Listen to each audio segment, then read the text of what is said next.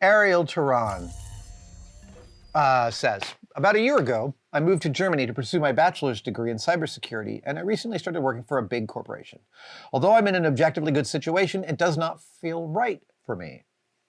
Being a creative and artistic person, I feel out of place in this corporate environment, and I'm scared of heading toward a corporate life while wasting my creative potential. I do find my degree interesting, but I lack the drive and passion I feel when working on creative projects. Should I try and look for a career in another more hands-on field? In other words, how to make a better world with my work? Okay, that question is huge, and it's the most important part of your question. And let's go back to point of view. We live in a world where survival is something we all have to take care of on our own. And, you know, choices of like leaving a job are not simple choices. I'm really totally sensitive to that. Should I try and look for a career in another more hands-on field? Sure is the answer to that question. But let's talk about this landscape. Like, you got a career in the field your degree is in, which also means it's a good career trajectory for making money, etc. But what can you do in that job? Looking for a career in another more hands-on field is one thing you can do. Another thing you could do, you could look around the company and see who's having fun. Who's got the weird job where they can do whatever they want. Look for those folks. Those folks are often holding the keys to some interesting castles. Most companies have some weirdo on the roster who is just like, he's lightning in a bottle. We kind of harness him and let him do what he wants, right? Look for the people whose jobs look interesting to you, and then ask them about that. You know, I was at ILM. I had been there for 3 years. It's like now 2001. I'm working on episode 2, and I'm feeling like this has been amazing. I love this place. I love all these people. I love making these things, and I want a little more, is what I was thinking. I want a little more. I want to tackle some bigger problems. Maybe, I don't know if I could ever be an art director because I can't draw. That's what I was thinking at the time. But, you know, I could end up maybe being an effects director. And I started noticing that the people whose jobs that had the most amount of sort of variegation to them were the effects directors, specifically John Knoll, but Pablo Holtman, a whole bunch of other folks. And I started thinking about that. And I ended up getting Mythbusters before that ever happened, but my friend Dave Fogler did that exact trajectory. Dave Fogler of Dave Fogler's Cinodrome, a wonderful YouTube channel. We'll include a link to that. You should go to there.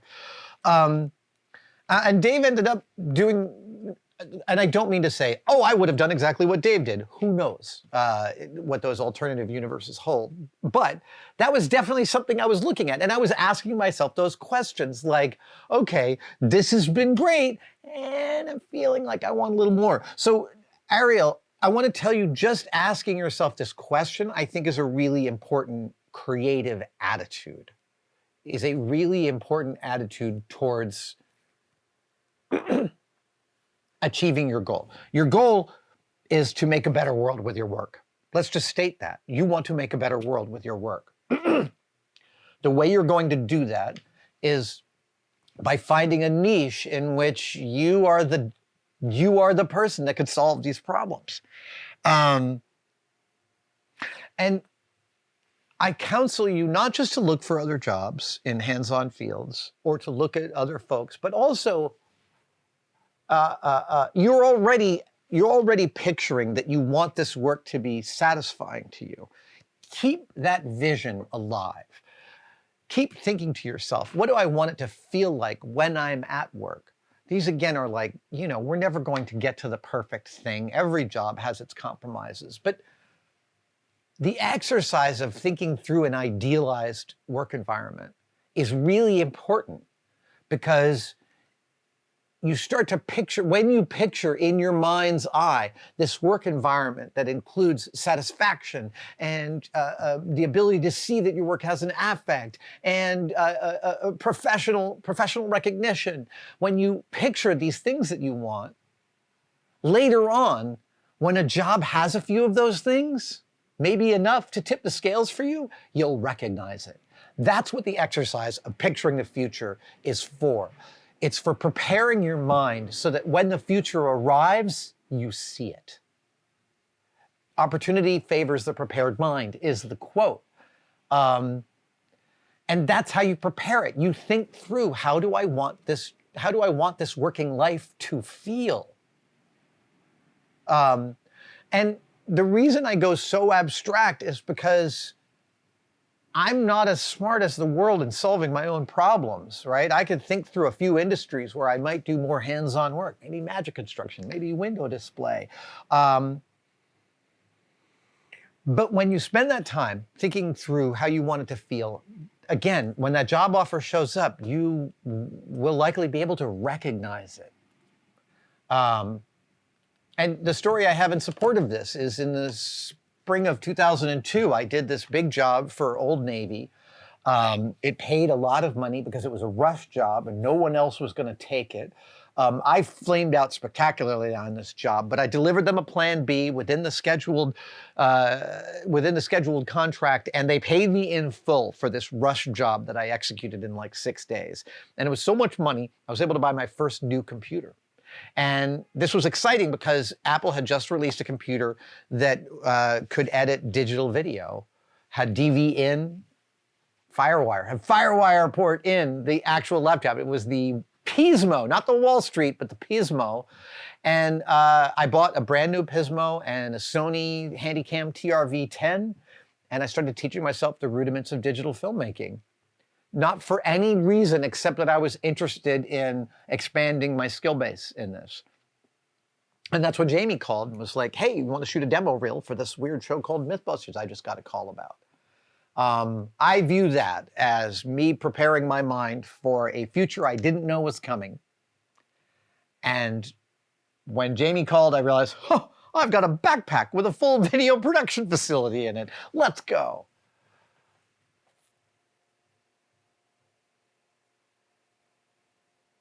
Oh, yeah. I'll get to that one in a second. I'm just making sure. Sorry, Ariel, I want to say one more thing about building a better world with your work.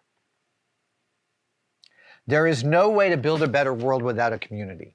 Nobody can do this alone. And so my other piece of advice for you would be widen your community.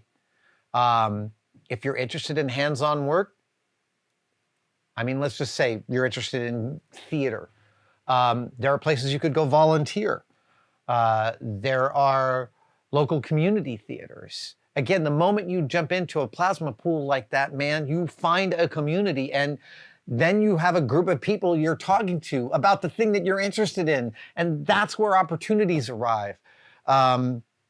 Community. Community is how we're going to get out of this time. Community will be the engine that flies us out of this moment in history. Community with a big C and community with a small c. Thank you for watching. I wanted to talk to you about Tested membership. The Tested members are a key community that we find really, really remarkable. That's very separate from Tested and from YouTube. The Tested members, they buy each other memberships during our live streams. So if you're wondering whether to become a member, watch one of our live streams and someone may just give you one. It is hard to overestimate how much the Tested members actually make possible on this channel. They give us a lot of wiggle room. They give us a huge amount of feedback.